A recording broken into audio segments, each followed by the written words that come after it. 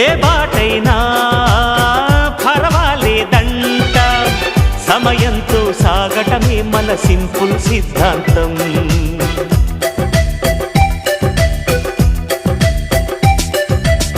చిరుగాలికి పరిమళమిచ్చే సిరిమల్లెల వనమై ఉందాం, గగనాన్ని నేలను కలిపే హరివిల్లుల బంతెన అవుదాం. ఆనందం అంటే అర్థం మనమందా, ప్రతి పూట పాటై సాగే హుషారు సరిగమలో. ఎన్నో ఎన్నో రాగాలుండే సంగీతం కాదా, చల్లకి నవ్వుల కేరింత.